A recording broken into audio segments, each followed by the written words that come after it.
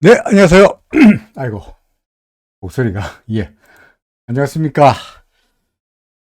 어제는 주가가 떨어지는 바람에 참 우울한, 그죠?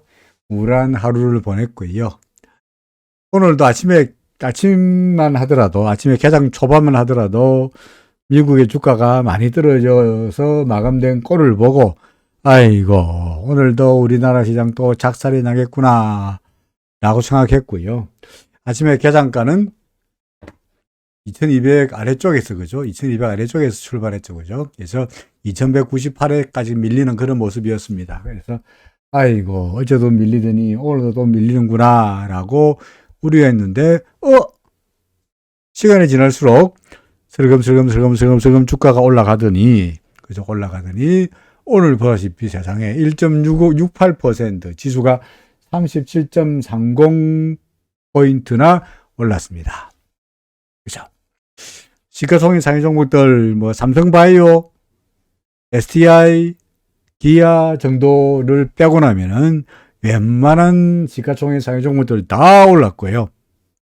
그죠? 다 카카오 네이버도 다 올랐고 삼성전자는 4.3%의 일종의 뭐라 그럴까 급등세라고 말할 정도로 하이닉스는 7%니까 뭐 삼성전자보다 더 상승폭이 큽니다. 올해 기관들이나 정부사 애널리스트들이 반도체에 대해서 상당히 긍정적인 전망을 내놓곤 있긴 합니다. 많은 야간 삼성전자, SK하이닉스가 급등세로 보이면서 시장이 상승세로 돌아섰죠. 우리가 항상 인간이라는 게 이유를 찾죠, 그죠? 왜 올랐나? 왜 떨어졌냐? 이유를 모른 채로 주가가 오르거나 주가가 떨어지면 되게 답답해 합니다, 사람들이. 그러니까 뭔가 이유가 필요해.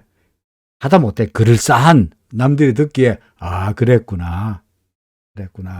하는 뭔가 그럴싸한 이유가 필요해요. 그래서 열심히 온갖 메신저들, 제 증권사 후배들, 정보망을 동원해가지고, 야, 이 주가 왜 올라가니? 미쳤냐? 왜 이러냐? 를 봤어요. 어제 우리가 오후에 하락폭을 줄이고 상승세로 돌아선 것은, 미국도 미국입니다만, 미국 시장에 대한 기대감도 있긴 했습니다만은, 결국에는 뭡니까? 중국 시장에 대한 기대감이 있었죠. 그죠? 중국이 더 이상 이제 돈을, 풀 거다. 경기 완화 정책, 경기 부양 정책으로 갈 거다.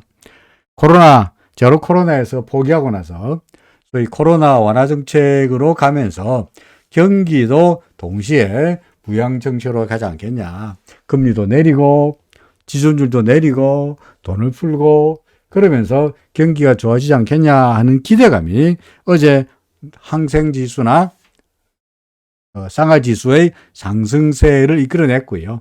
그것이 어제 우리나라 시장에 오후 들어서 상승폭을 줄이고 우리 차트로 말한다면 그림이 아래쪽으로 길다랗게, 그죠? 길다랗게 꼬리가 만들어진 어제의 이유다. 내려갔다가 올라선 이유가 뭐냐? 중국 때문이다. 그죠? 중국 때문이다. 이렇게 설명이 됩니다. 그럼 오늘은 뭐고? 오늘은 뭐냐?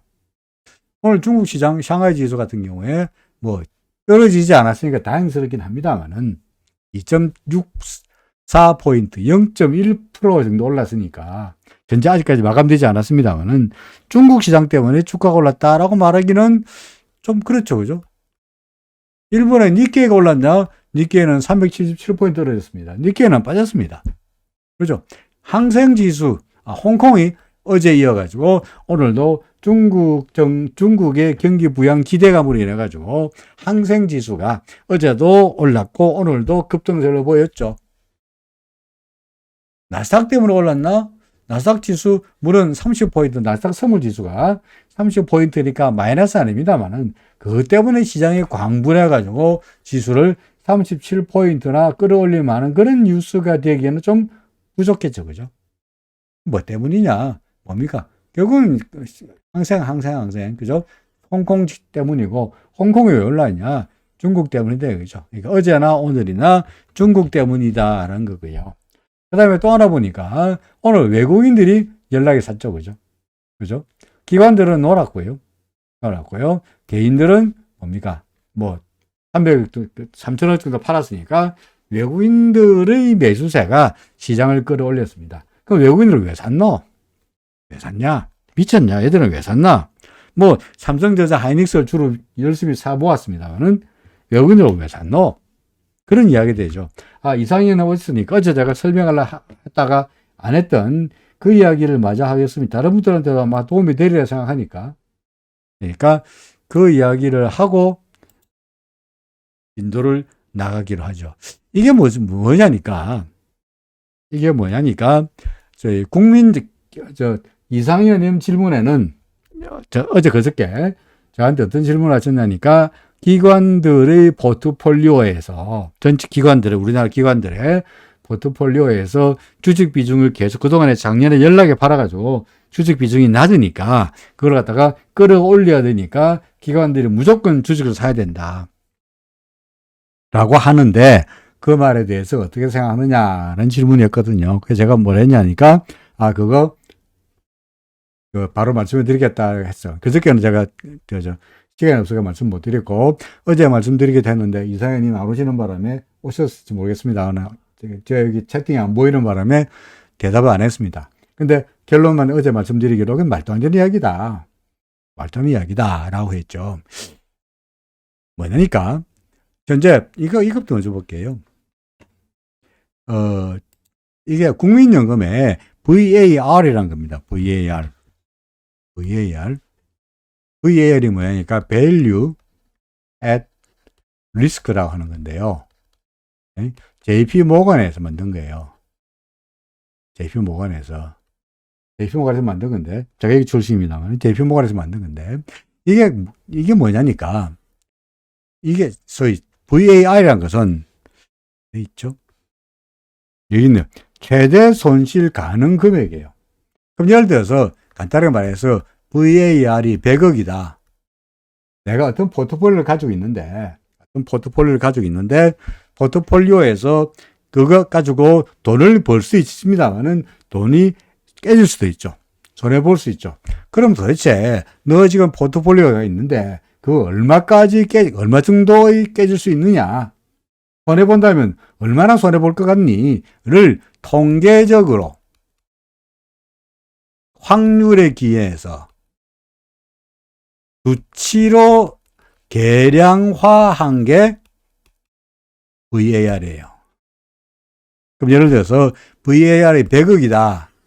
그리고 신뢰도 95%로 VAR이 100억이다. 라는 말은 무슨 말이냐. 1년 안에 100억 이내로 손해볼 확률이 95%라는 이야기죠. 다시 말해서 내가 1년 동안에 주식을 가지고 내 포트폴리오가 있는데 그거로 터져봤자 맥시멈 터져봤자 100억 이내가 될 확률이 95%다라는 말입니다. 그러니까 많이 터져봤자 100억 이상 안 된다. 100억 이상 안 된다. 근데 혹시 100억 이상도 될 수 있지만 100억 이상으로 손해볼 확률은 5%밖에 안 되고 95%의 확률로 내 최대 손실이 100억 이내가 될 거다라고 했을 때 VAR이 100억이다라고 말합니다. 그래서 통상적으로 국민연금이나 연금들은 예를 들어서 너 얼마 가지고 있어라. 예를 들어서 포트폴리오 주식에다가 30조 집어넣어라. 50조 집어넣어라가 아니라 어떻게 관리하냐니까 VAR을 가지고 관리합니다. 최대 위험으로 너 얼마까지 손실을 볼 수 있니? 최대 손실 가능 금액이 얼마니? 이것 가지고 계산합니다. 근데 참고로 말씀드리면 VAR은 어떻게 계산하느냐? 펑션. 예를 들어서 포지션의 금액과 기간과 금액과 타임, 그죠? 내가 얼마나 가지고 있느냐, 볼륨, 주식을 얼마나 가지고 있느냐, 볼륨과 기간과 그 다음에 뭐냐니까 볼라틸리티입니다. 시장의 변동성, 이 세 개를 가지고 VAR이 계산됩니다. 그러니까 금액이 크면 클수록, 그죠? 금액이 크면 클수록 VAR도 최대 손실 가능 금액이 더 커지고, 기간이 길어지면 길어질수록 VAR도 올라가고, 그리고 시장의 볼라틸리티, 변동성이 빅스 지수가 올라가면 올라갈수록 VAR이 커진다는 이야기죠. 그죠? 그러니까 국민연금 같은 경우에 어떻게 하느냐. 예를 들어서 최대 손실 가능 금액을 미리 정해 놓습니다. 위험 한도를 정해 놓습니다. 그걸 보시면은 시장 위험으로, 예를 들어서 총 위험으로, 그죠? 총 위험으로 8조 6,800억을, 알지? 이거 억 달이니까 어떻게 되는 겁니까? 86조, 그죠? 86조 8,339억을, 그죠? 86조 원이 리스크예요. 총 가능한, 총 리스크 중에서, 예? 그 다음에 한도를 이 토탈 리스크 중에서 얼마까지 할 수 있느냐 하니까 이게 현재 너 리스크가 총 한도가 얼마냐니까 121조가 한도예요. 이게 VAR이에요.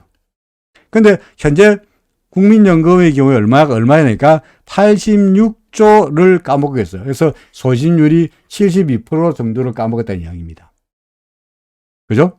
그러니까 이게 언제냐니까 9월달 현재 국민연금이라는 곳의 VAR이 한도가 예를 들어서 121조였는데 9월 말 현재 얼마야? 86조를 써먹고 있기 때문에, 그러니까 한도를 대개 한 72%를 쓰고 있다는 얘기죠. 그러니까 추가로 더 써봤자 시장이 가만히 있다면 28%를 더 쓸 수가 있는데, 아까 이야기했듯이 VAI, F, 볼륨, 기간, 그 다음에 볼라티리티였는데, 이게 9월달의 볼라티리티, 현재 가지고 있는 데이터가, 우리 시장에 나와 있는 공표된 데이터가 지금 현재 이게 가장 최근 데이터예요. 그러니까 10월, 11월, 12월 그 데이터를 우리가 알 수가 없습니다만은 그 사이에 9월 이후에 10월, 11월, 12월 주가가 떨어졌기 때문에 볼라티리티는 커졌을 것이고, 그죠? 그러니까 국민연금이 여기다가 볼륨을 늘리지 않더라도, 주식 투자를 늘리지 않더라도 바 금액은, 소위 말해서 이 위험 금액은 늘어났을 거라는 이야기죠. 그죠? 그러니까 현 상태에서 국민연금 하나로 본다면 국민연금의 바로 보건데, 추가로 주식을 더 살 만한 여력이 있다 없다? 있다고 말하기 어렵습니다.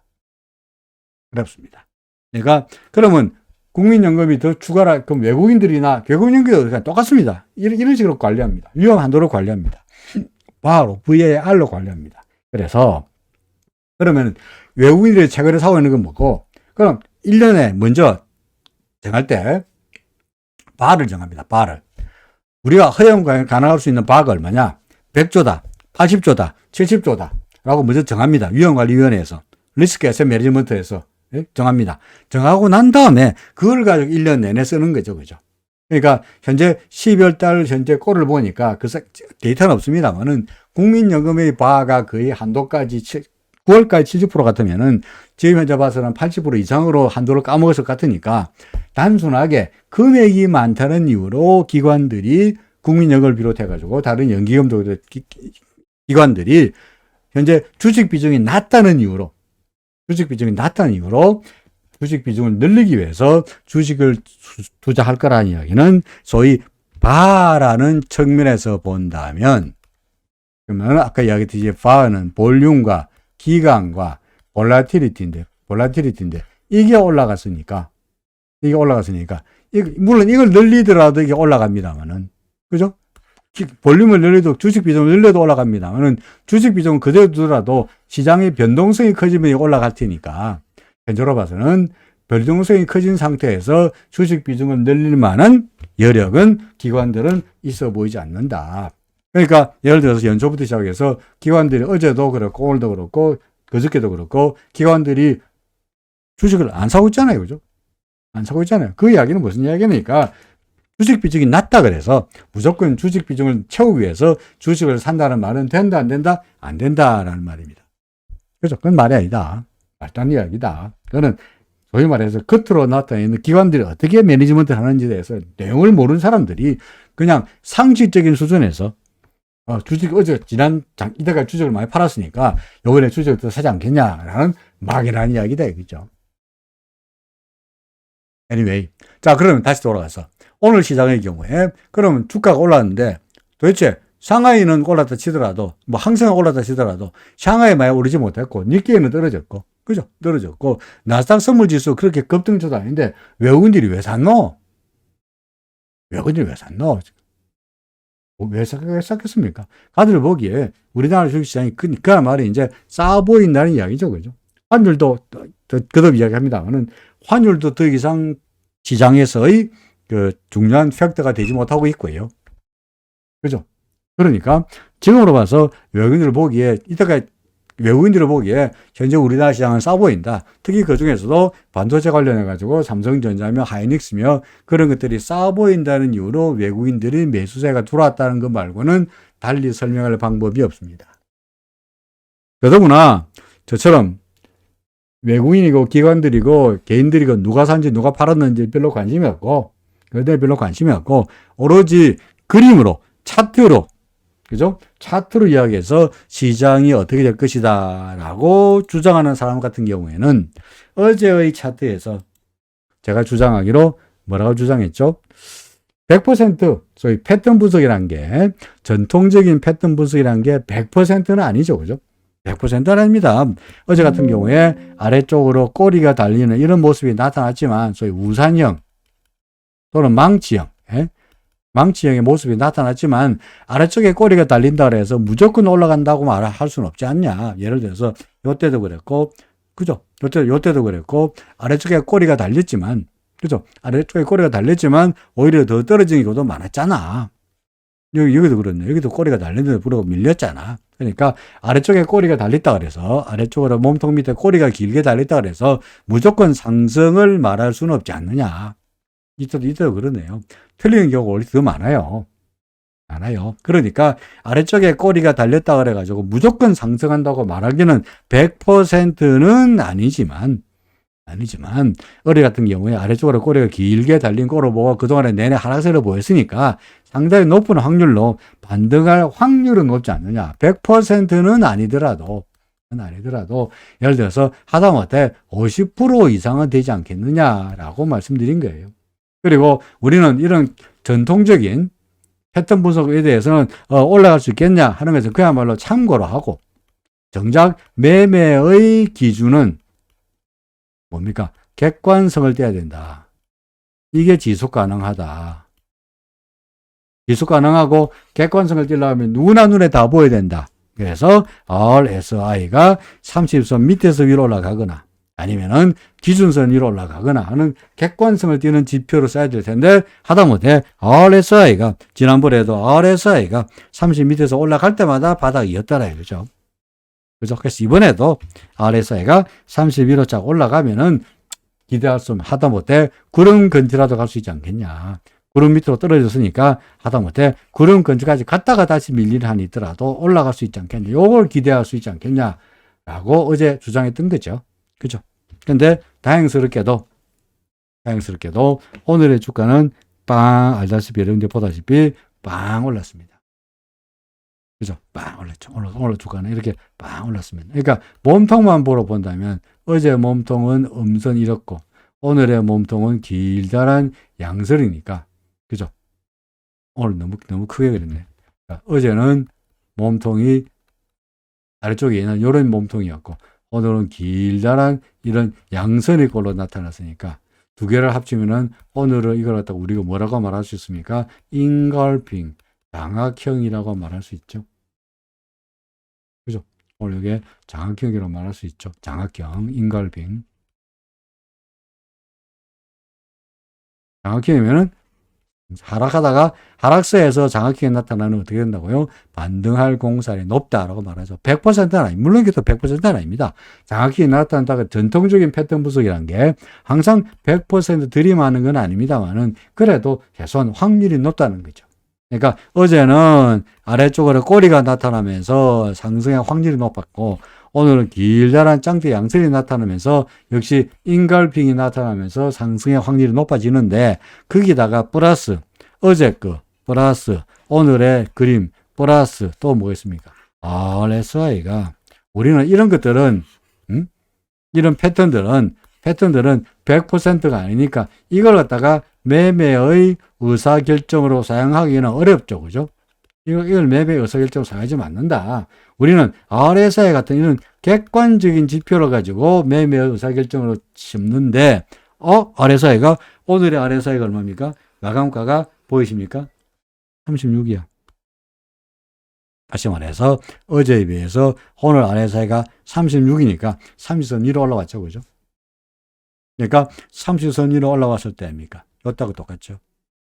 그죠? 요따고 똑같죠. 그래서 이제는 올라간다고 봐도 여러모로 어제는 아래쪽에 수렴, 오늘은 짱대 양선 나타나면서 장악형, 그러면서 거기에 붙여가지고 객관적인 지표인 RSI가 30선 위로 올라갔으니까 외운이 사든 기관들이 사든 중국이 올랐던 항생이 올랐던 니케이 올랐던 그건 모르겠고 누가 샀든지 간에 누가 샀든 간에 적극적으로 샀으니까 주가를 끌어올렸을 텐데 이게 최소한 오늘 길다란 짱대 양설이 나타났다는 이야기는 개미들은 연락에 팔았음에도 불구하고 주가가 길다란 짱대 양설이 나타났다는 이야기는 주가가 최소한 일목균형표의 원리로 보더라도 최소한 구름과의 간격이 벌어졌으니까 이걸 좁히려는 모습이라도 나타나지 않겠냐 하는 겁니다.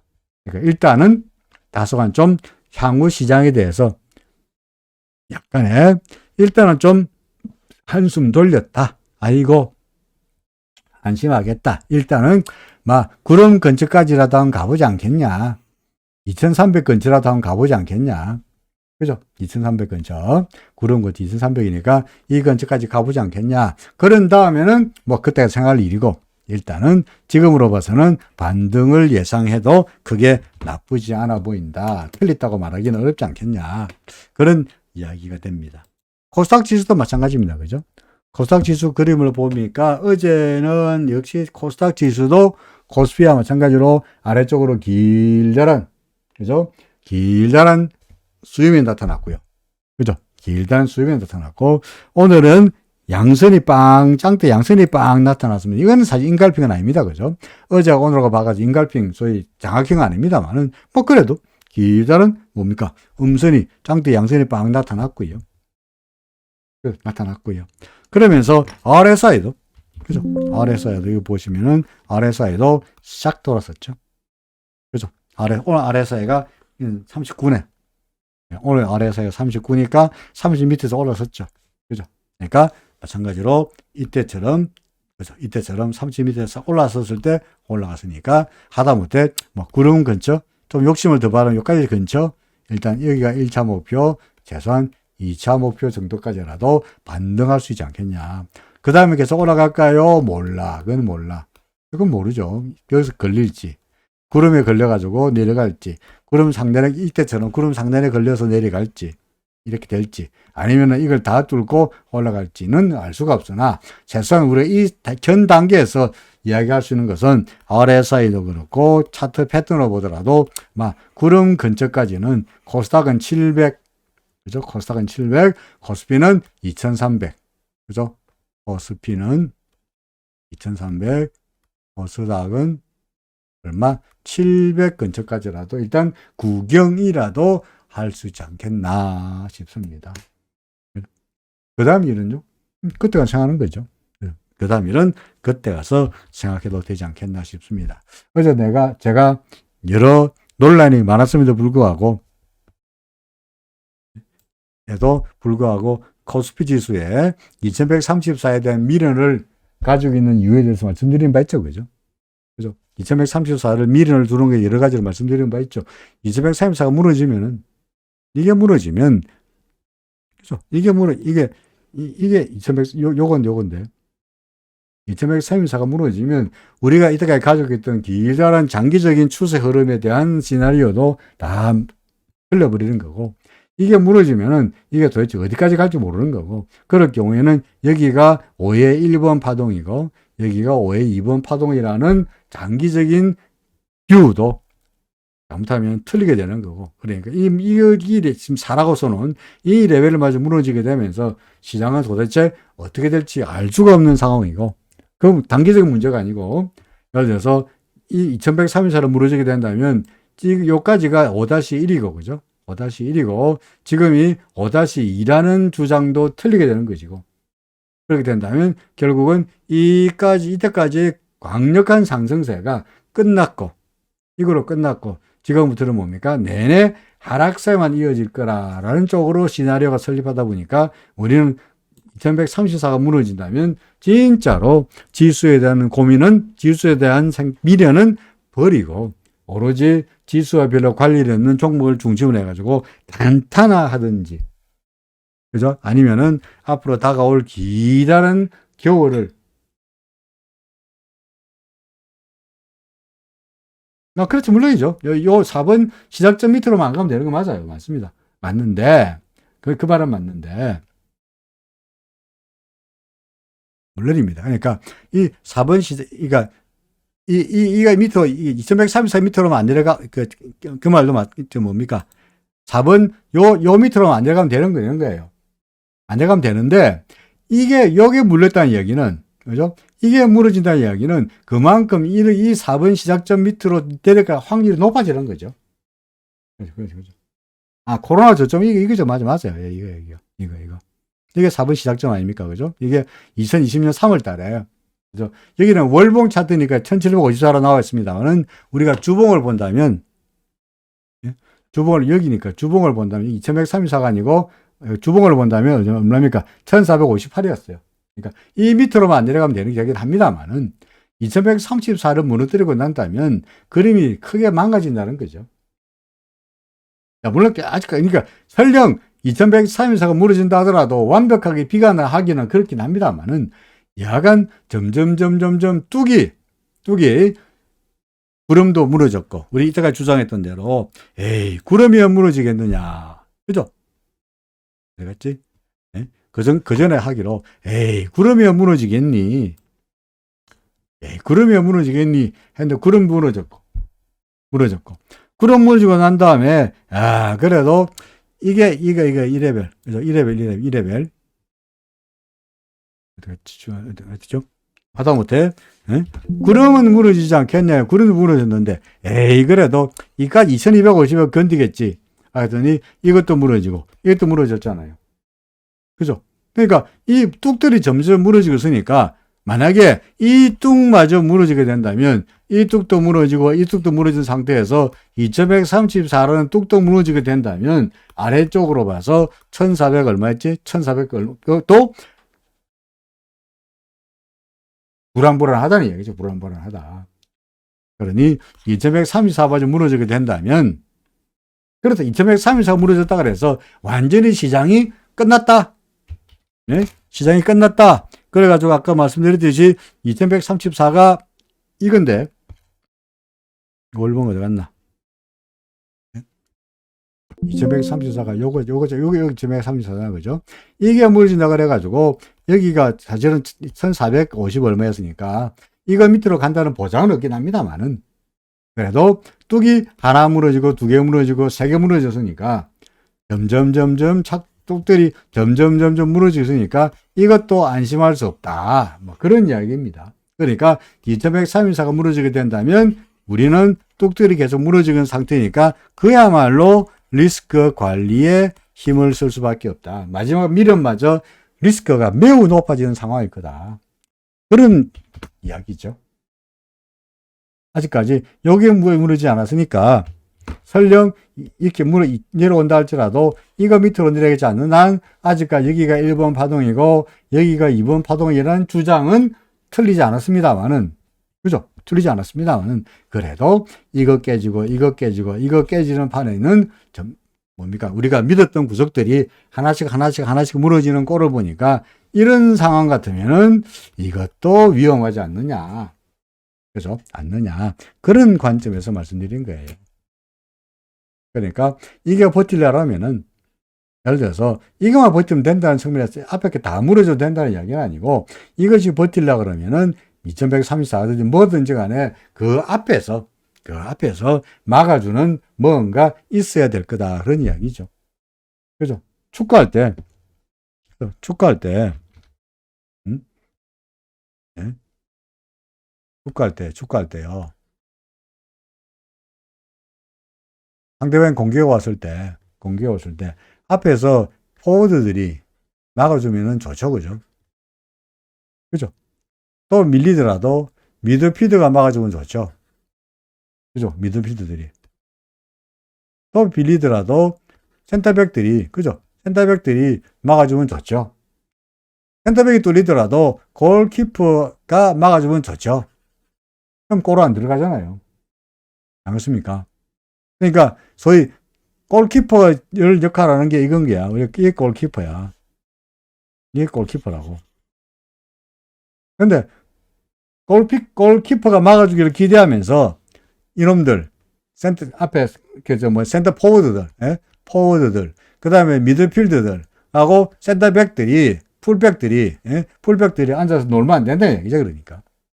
그러니까 골키퍼 믿지 말고 앞에 있는 포워드들이 그리고 미드필더들이 그리고 풀백들이 열심히 으쌰으쌰 해가지고 상대방 공격을 막으면 그만큼 상대방 공격에 골 먹을 확률이 낮아지지 않느냐는 이야기죠.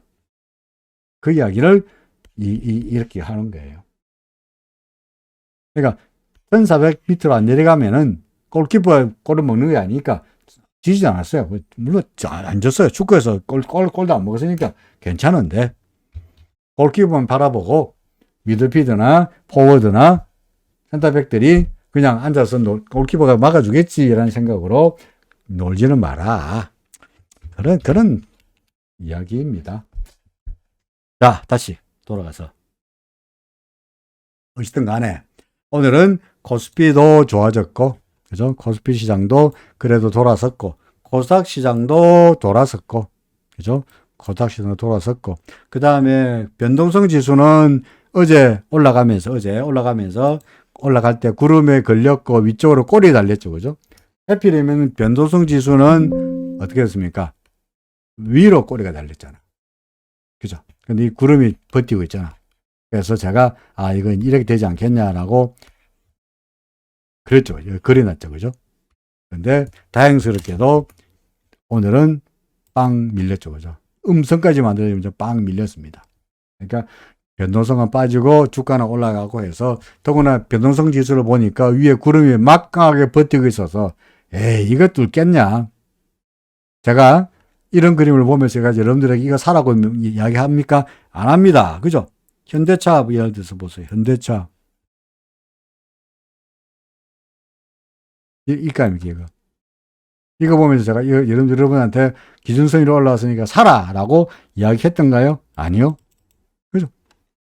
이거 보고 이게 막강한데 구름이 막강한데 이거 올라가겠냐? 이거 왔다 갔다 지루하지 않겠냐? 이게 워낙 구름이 두텁지 않냐? 라고 했던 거와 같은 맥락으로 변동성 지수도 구름에서 이걸 넘어가겠냐? 그러면 변동성은 빠지면 주가는 그동안의 하락에서 조금씩이나마 힘을 가지지 않겠냐라는 기대감입니다. 물론 단기적인 이야기입니다.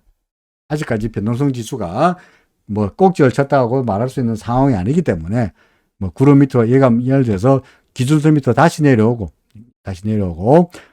일목에서 후행스팬이 다시 캔들 밑으로 내려와야 변동성 지수가 떨어지는구나 라고 안심하겠습니다만은 여하간 간에 일단은 지수도 그렇고 변동성도 그렇고 일단은 좀 약간 한숨을 나도 안심해도 될 수 있는 상황 정도까지는 가지지 않겠냐 생각 듭니다.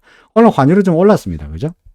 오늘 달러대 원화 환율은 올랐습니다. 달러대 원화 환율이 오른 것은 해외 시장에서 유로화가 좀 빠졌고요. 유로입니다. 유로화가 좀 빠졌고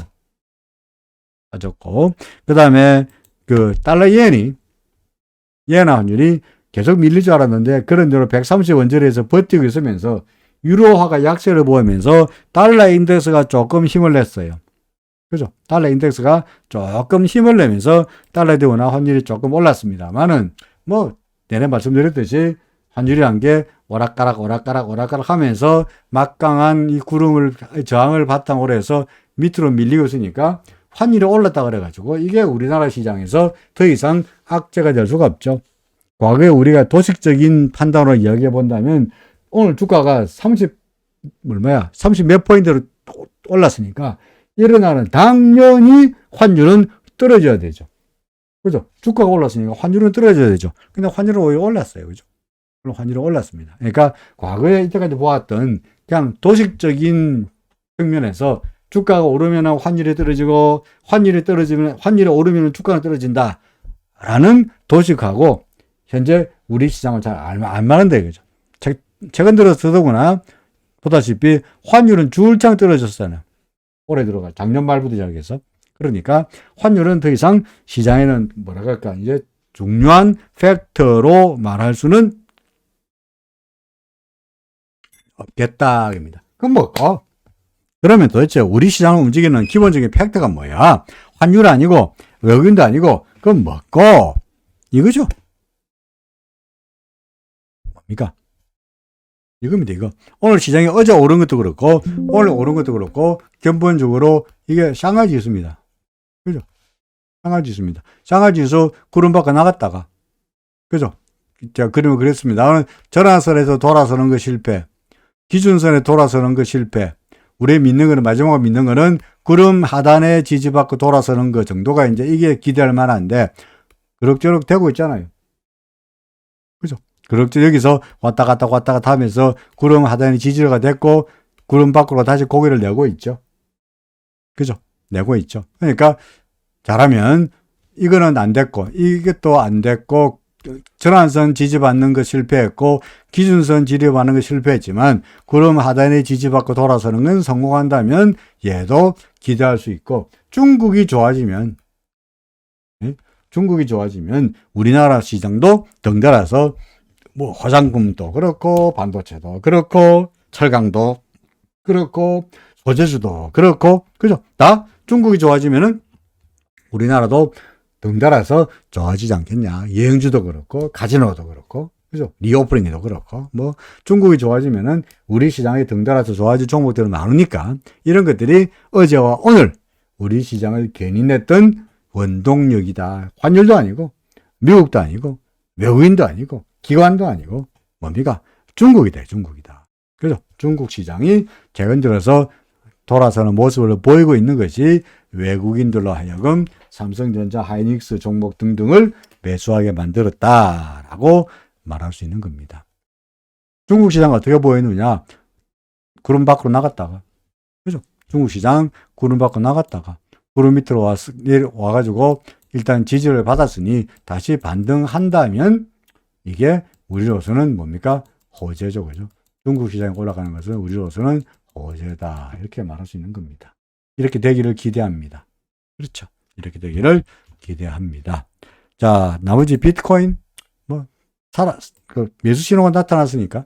그죠? 여기서 매수 신호가 나타났으니까 매수하는 거는 반대하지 않습니다만은 보다시피 위로 올라가 봤자 구름이 워낙 두터우니까 사긴 사되 조금만 사라 하는 이야기 예전부터 내내 똑같은 이야기고요.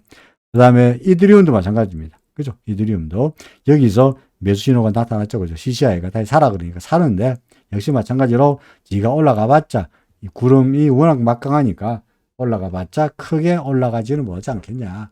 사더라도 여기다가 몽땅 리스크를 때려넣지 말고 조금만 사시라. 그죠? 조금만 사시라는 정도로는 말씀드릴 수 있을 것 같습니다. 자, 대략적인 시장에 대한 이야기 어떻게 주장하고 있습니까? 나쁘지 않게 본다. 그죠? 어제도 나쁘지 않게 봤고요. 오늘은 그봐 라고 말씀하지는 않겠습니다만은 그래도 억지와 희망과 기대가 다소간에 희망과 기대까지 포함해가지고 어제의 차트 패턴 등등을 보면서 이제 거래량도 줄어들고 있고 모든 측면에서 저점스러운데 반등할 때가 됐는데 라고 생각했는데 다행스럽게도 오늘 주가가 올라서 정말 다행스럽게요. 그리고 이런 패턴만 조금 더 이어진다면 지수가 이런 패턴이 조금 더 이어져 가지고 지수가 다시 구름까지만 올라가게 된다면 그때는 좀 더 안심할 수 있지 않겠나 싶습니다. 아직까지는 뭐 안심할 수 있는 단계도 아니고 상승세라고 확정적으로 말할 수 있는 단계도 아니고 아직은 현재의 지수의 오르고 있는 것은 올라가고 있는 것은 뭡니까? 그야말로 하락 와중에 나타나고 있는 뭡니까? 하나의 반등, 아직까지는 반등에 불과하다는 거죠. 아직까지 추세적인 상승이라고 말하기에는 아직은 부러져, 그죠? 아직은 좀 성급하죠. 이걸 갖다가 우리가 추세적 상승세라고 말할 수 없었고, 이것도 마찬가지고, 이것도 마찬가지로, 그죠? 이때라든지, 이때를 추세적 상승세라고 말할 수 없었던 것처럼, 지금도 마찬가지로 이걸 갖다가 추세적 상승세라고 말할 수는 없어요. 없죠. 근데 그러면 이때 동그라미 친 것과 지금과 뭐가 다르냐? 동그라미 쳤을 때의 경우에는 RSI가 요때고 이때고 어떻습니까? RSI가 30 위에서 70과 30 사이에 있으니까 다소간 좀 어중간한 상태였는데 오늘의 지금의 경우에는 RSI가 30 밑에서 위로 빡 올라가면서 매수 신호를 나타냈다는 게 이때처럼 매수 신호를 나타냈다는 게 하다못해 반등이라도 좀 반등이 전에 비해서는 커질 수 있지 않겠냐라고 하는 기대감을 자아내는 겁니다. RSI가. 그러니까 이때의 반등과 하락의 반등의 1, 2, 3, 4와 1, 2, 4 앞에 4개와 지금의 5개가 결정적인 차이가 나는 게 뭐냐? RSI가 이때는 매수 신호가 아니었고 지금은 RSI가 매수 신호를 나타내고 있다는 것이 결정적인 차이다라고 말할 수 있는 겁니다. 그러니까 아직까지는 반등이겠지만 그래도 시장은 좀 더 반등세가 이어지지 않겠냐. 재수가 좋으면은 반등이 졸지에 뭐로 바뀝니까? 상승세로 바뀔 수 있지 않겠냐 하는 겁니다. 삼성전자 기관들이 올해 상반기까지는 반도체가 별로 없겠지만 하반기 들어서 반도체 경기가 좋아지지 않겠냐는 낙관적인 전망이 이어지면서 외국인들에도 매수세가 나타났고요. 차트로 보더라도 어제 그저께 이틀 동안 그죠? 차트로 보면은 어제하고 그저께 이틀 동안 뭡니까? 도지가 나타나면서 이게 뭐죠? 지지죠, 그죠?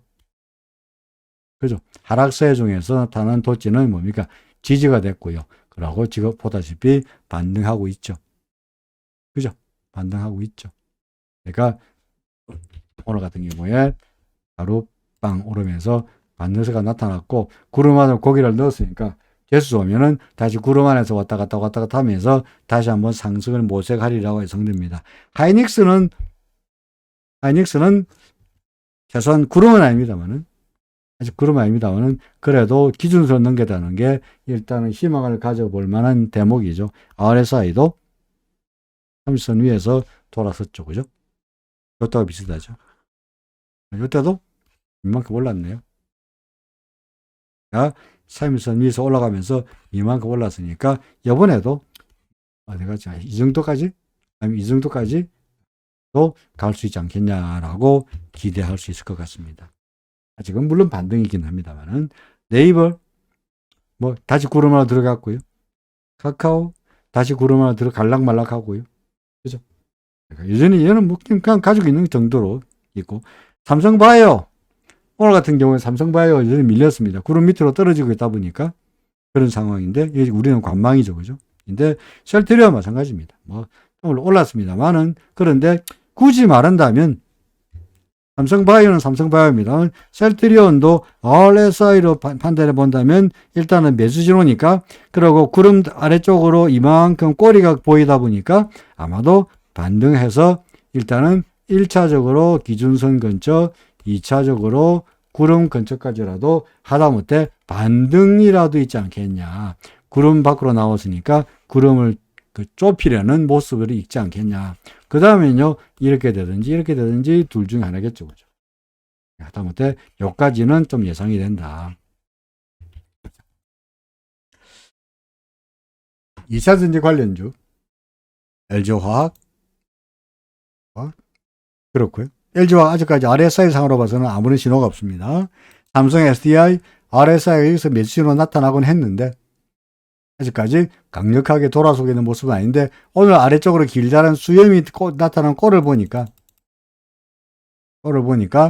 분위기상으로 봐서 얘도 조금 힘을 낼 수 있지 않겠냐. 어디까지? 역시 뭐 이런 정도까지 구름 근처까지라도 한번 반등이라도 해보지 않겠냐 하는 기대감은 나타납니다. 그 다음에 또 뭐가 있나? LG에너지 솔루션. 똑같은 이야기죠. 그죠? 근데 LG엔솔은 여기서 RSI라고 본다면 여기서 매도 신호가 나타났고, 여기 매도죠, 매도. 30m 내려가서 이게 매도입니다. 그러면 매수 신호가 되려면 30선 위로 올라가야 될 텐데, 아직은 아닙니다. 그죠? 현재 RSI가 보다시피 오늘의 RSI가 26개에 불과하니까, 오늘 현재까지 LG엔솔은 살아난 이야기 없죠. 그죠? LG엔솔은 여전히 매도에서 그냥 보고 있는 겁니다. 뭐 똑같은 이야기를 계속하니까 더 강조해서 말씀드리지 않겠습니다만은 이걸 보면은 역시 기준선일 때, 역시 구름일 때, 늦더라도 이때라도 매도했던 게 차라리 결과적으로 나았죠. 꼭지에서는 팔지 못했지만 꼭지에서 팔 수 없어요. 하지만 그래도 여기서라도 팔았더라면, 지금 여기서 팔았더라도 50만 원에 팔았더라도 지금 여기서 바닥이 아닐지라도 여기서 느긋하게 살 수 있잖아요. 내가 50만 원에 팔고 40몇 만 원이야. 44만 원에 사더라도 6만 원 이익이잖아요. 그죠? 이만큼.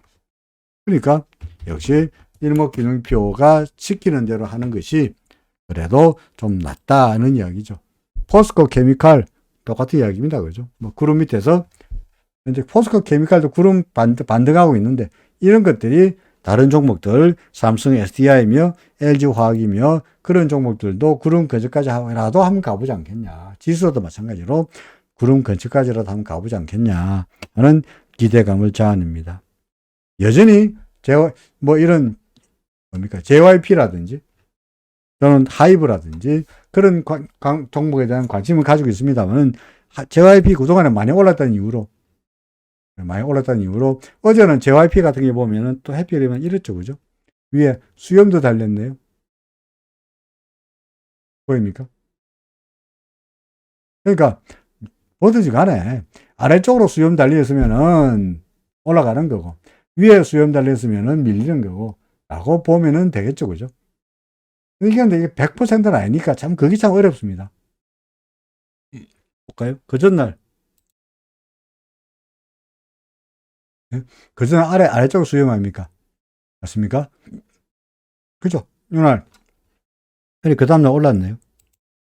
그죠? 올랐는데 위에 수염이네요. 그죠? 그러니까 오늘은 딱 밀렸습니다. 그렇죠? 그럼 아래 수염 달리면 올라가고 밑에 수염 달리면 밀리느냐? 뭐 되게 그렇죠. 100% 아닙니다만. 이날 특히 이런 거 보일지 모르겠습니다만은 차트 공부한다면 이런 것도 위에 수염 달렸죠. 좀 밀렸네. 아래 수염 달렸네. 좀 오르네. 그렇죠? 뭐 위에 수염 달렸네. 밀리네. 그죠? 뭐 되게 비슷비슷하게 움직이긴 합니다.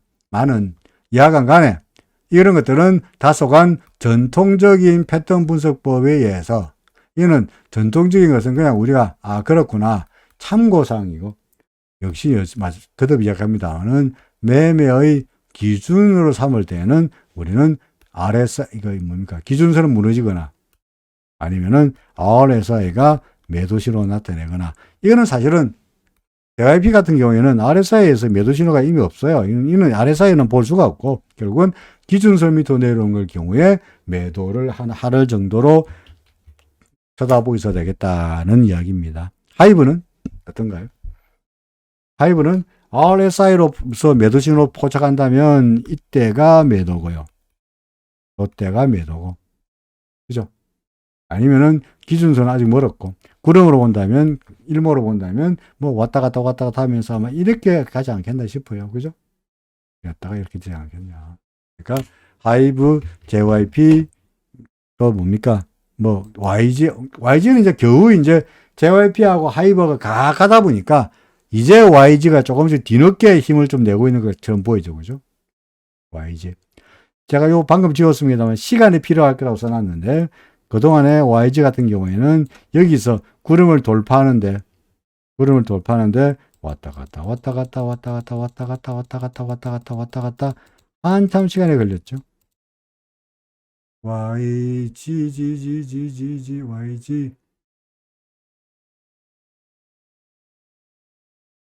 아, 제가 날려버렸구나. 아, 예. YG는 겨우 이제 그 전까지는 헤매다가, 그죠? 그 전까지는 구름 밖에서, 밑에서 왔다 갔다 하다가 시간이 끌다가 결국은 구름 밖에 나왔죠. 그죠? 그러니까 이런 것들이 예를 들어서 하이브도 마찬가지로 구름에서 시간을 끌다가 밖으로 나왔으니까 하이브나 JYP 구름 밖으로 나오면서 올라갔으니까 JYP 하이브의 모습을 YG도 이제 앞으로 슬슬 따라가지 않겠냐라고 생각이 됩니다. 뭐 YG나 하이브 같은 경우에야 뭡니까? 경기와 별로 관계없는 종목이다 보니까 금리가 올라도 내려도 별로 상관이 없는 종목이니까 그 그림상으로 봐서 차트상으로 봐서 구름 밖으로 나왔다라고 한다면 관심을 가져도 되리라라고 생각합니다. 그죠? 다 했나요? 여전히 아무래지 중국이 리오프닝을 했다고 하긴 하는데 과연 중국 사람들 길을 막고 있으니까 중국의 리오프닝 관련에 대해서 좀 테마가 힘이 다소간 좀 주춤거린 것 같아요. 아직은 완벽하게 죽었다라고 말하기는 그렇고요. 그래서 하루 이틀 더 봐야 될 것 같고요. LG생활건강 마찬가지입니다. 다소간 힘이 약간 좀 주춤거리긴 하지만 아직까지는 기준선 위에서 있으니까 뭐 여전히 관심 종목으로 넣어놓고 보고 싶다. 이렇게 말씀드리고 싶네요. 대략적인 종목 이야기라든지 쭉 이야기를 했습니다만은 뭐 극단적으로 아까 우리 축구 이야기했습니다만은 앞에 제일 앞에 공격진 1선이 뚫리면 우리가 1선, 2선, 3선 그러잖아. 그죠? 그래서 1선에 뚫리면 그 다음에 2선 미드필더가 있고 미드필더가 뚫리더라도 3선 풀백들이 있고 풀백 뚫리면은 골키퍼인데 그러니까 그 뚫리기 전에 미드필드에서 맞거나 앞에 공격진들이 막아 죽으면은 오히려 훨씬 우리 팀이 이기기가 쉽죠. 그죠? 그렇지 않습니까? 그래서 지수도 뭐 떨어지는 게 상대편이 워낙 공격이 막강해가지고 앞에 포워드를 무너뜨리고 미드필드 무너뜨리고 센터백까지 무너뜨리고 골키퍼 근처에 오는 거를 가운데면 할 수 없습니다만은 브라질처럼 워낙 기술이 뛰어나서 어떤 간에 우리로서야 최대한도로 앞에서 막아주는 게 좋을 테니까 제가 내내 말씀드리기로 2134가 무너지면은 곤란하다. 2134가 무너졌다 그래가지고 하늘이 무너지는 건 아닙니다. 그렇죠. 2134가 무너진다 그래가지고 네? 이게 2134 여기 있는데 그죠? 이게 2134가 여기 있는데 이건데 이게 무너진다 그래가지고 이 레벨이 무너지는 건 아니기 때문에 여전히 이게 주장했던 대로 여기까지가 4고 그죠? 4고 여기가 5의 1이고 여기가 5의 2란 설령 밑으로 밀린다 하더라도 5의 2라는 논리가 사라지는 건 아니에요. 이게 무너지지 않는 한. 하지만 2134에 미련을 두는 건 뭐냐니까 여기서부터 여기까지의 상승폭에 비해서 상승폭이 얼마야? 네? 요 바닥이 얼마였습니까? 이게 이거 1439부터 1439죠. 그죠? 그러니까 1439에서 3316까지 올랐는데 3316에서 2134까지 밀린 게 비율로 따지니까 이렇게 계산해 볼까요? 얼마 지고 하는 거? 제가 한번 계산한 것 같습니다만은 3316에서 1439포인트까지 오른 게 1877포인트 올랐고요. 이게 얼마냐니까 3316에서 2134까지 떨어진 게 1182포인트 떨어진 거예요. 그래서 이거를 1877포인트 나누어서 하면은 이게 정확하게 말해서 이 비율이 62.97%예요. 이게 대개 61.8%하고 비슷하죠. 그죠? 그죠? 그러니까 이 상승폭에 비해서 이 하락폭이 대개 61.8%니까 여기를 1로 보고 또다시 여기를 2로 봤을 때가 그럴싸해지는 거예요. 그래서 그런 여러 가지 이유로 2134에 대한 미련을 두는 겁니다. 그게 무너진다 그래가지고, 그게 무너졌다 그래가지고, 여기까지 2000까지 갔다 그래서, 이게 1이고 2가 아니다 라고 말할 수도 없고, 1900까지 간다 그래서, 이게 1이고 2가 아니다 라고 말할 수는 없습니다만은, 그도 이야기했듯이, 2100 차임사가 무너졌다는 이야기는 미드필드의 방어비가 무너졌다는 거고, 2000m 내려올 경우에는 풀백선마저 무너졌다는 이야기고, 그럴 경우는 이제 골키퍼의 맞닿는 1대1 찬스가 된다는 이야기인데, 그만큼 불안불안하다는 이야기가 됩니다. 자, 방송 중에 갑자기 전화를 받아서 죄송합니다만은, 저희 어머님한테 전화가 온 거고요. 뭐, 알다시피, 최근에 저희 아버님이 그 중환자실에 계셔가지고, 오늘 내일 하고 있습니다. 그래서 항상 저도 불안불안한 상태에서 어머님이 전화하셔가지고 혹시 무슨 일이 있나 때문에 전화를 받은 건데 무슨 일인지 잘 모르겠습니다. 자, 할 얘기는 대략적으로 다 한 것 같습니다. 시장에 대해 긍정적인 전망을 가지고 있다. 일단은 구름 근처까지는 반등해 보기를 기대해 보자는 말로 오늘의 강의를 끝내고자 합니다. 다른 질문이 없으시면은 오늘은 여기까지 말씀을 드리도록 하죠. 자, 하루하루 아슬아슬한 나날을 보내고 있긴 합니다만, 그래도 조금씩 시장의 고비를 넘기면은 다시 올해는 희망이 찬 나날이 되지 않겠냐 기대해 봅니다. 오늘은 여기까지입니다. 여러분들 고맙습니다. 예.